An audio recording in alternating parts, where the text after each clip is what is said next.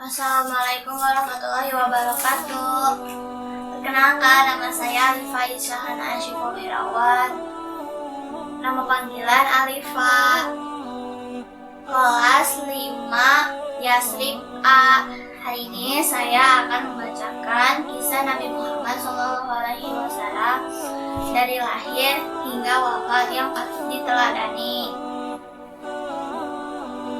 Nabi Muhammad SAW adalah teladan bagi umat muslim di segala penjuru dunia.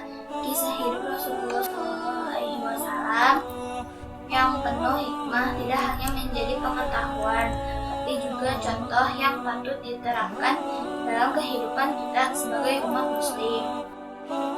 Untuk mengetahui perjalanan hidup Rasulullah SAW, berikut beberapa kisah beliau dari lahir hingga wafat. Yang pertama, kelahiran Nabi Muhammad SAW. Nabi Muhammad SAW lahir pada tahun di mana pasukan gajah pimpinan Abraha Habasyah ingin merobohkan Ka'bah. Rasulullah SAW dilahirkan di Mekah pada tahun gajah. Setelah itu Rasulullah hanya menghabiskan beberapa tahun bersama ibunya Aminah sebelum sang ibu meninggal. Kemudian Nabi Muhammad SAW diasuh oleh kakeknya Abdul Muthalib. 2 tahun kemudian kakeknya meninggal ketika Rasulullah berusia 8 tahun. Yang kedua, wahyu pertama Nabi Muhammad SAW. Wahyu pertama Rasulullah SAW datang melalui mimpi. Rasulullah SAW bermimpi malaikat Jibril datang menemuinya. Beliau kemudian menyendiri di Gua Hiro di atas Jabal Nur. Di sana Rasulullah SAW diperlihatkan bahwa mimpinya adalah benar. Kemudian turunlah wahyu pertama dari Allah Subhanahu wa Ta'ala melalui malaikat Jibril. Wahyu tersebut tertera dalam surat Al-Alaq ayat 1-4 yang artinya, bacalah dengan menyebut nama Tuhanmu yang menciptakan. Dia telah menciptakan manusia dari segumpal darah. Bacalah dan Tuhanmu yang Maha Pemurah yang mengajar manusia dengan perantara kalam. Dia mengajarkan manusia apa yang tidak diketahuinya. Quran Surat Al-Alaq ayat 1-4. Yang ketiga, berdakwah secara rahasia. Setelah mendapatkan wahyu pertama, Nabi Muhammad SAW mulai melakukan dakwah secara diam-diam.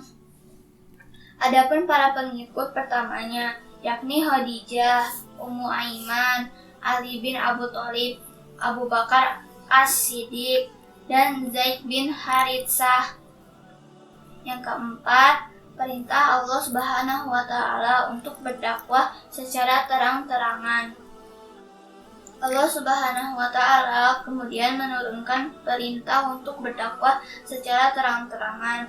Perintah tersebut ada di dalam Al-Quran Surat Al-Hajj, yakni maka sampaikanlah olehmu secara terang-terangan segala apa yang diperintahkan kepadamu, dan berpalinglah dari orang-orang yang musyrik. Quran Surat Al-Hajj ayat 94. Yang kelima, perintah berzakat. Pada tahun pertama Nabi Muhammad SAW di Madinah, Nabi dan para sahabatnya juga segenap kaum muhajirin mencari tahu cara agar dapat menjalankan usaha di tempat baru. Ini karena sebagian di antara mereka merupakan orang tidak mampu. Kemudian pada tahun kedua Hijriah, kewajiban zakat diturunkan. Rasulullah SAW memberi nasihat kepada utusannya yang akan dikirim ke Yaman, Mu'adz bin Jabal, untuk menyampaikan hal ini kepada ahli kitab. Rasulullah SAW bersabda, sampaikan bahwa Allah telah mewajibkan zakat kepada harta benda mereka yang dipungut dari orang-orang kaya dan diberikan kepada orang-orang miskin di antara mereka. Yang keenam, Isra Mi'raj. Allah Subhanahu wa Ta'ala mengutus malaikat Jibril untuk mendampingi Nabi Muhammad SAW dalam perjalanan dari Masjidil Haram ke Masjidil Aqsa yang disebut dengan Isra. Setelah itu, Rasulullah melakukan perjalanan dari Masjidil Aqsa hingga langit ketujuh yang disebut dengan Mi'raj. Pada peristiwa itu, Rasulullah SAW mendapatkan perintah salat 5 waktu yang wajib dilakukan seluruh umat Islam. Yang ketujuh, wafatnya Nabi Muhammad SAW.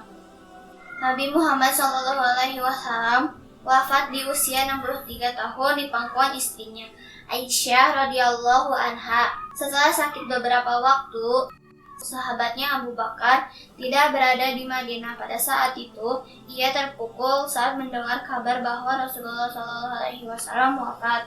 Kemudian Allah Subhanahu wa Ta'ala berfirman, "Sesungguhnya kamu akan mati, dan sesungguhnya mereka akan mati." Quran Surat Az-Zumar ayat 30. Demikian kisah Nabi Muhammad SAW dari lahir hingga wafat secara singkat. Semoga bermanfaat. Wassalamualaikum warahmatullahi wabarakatuh.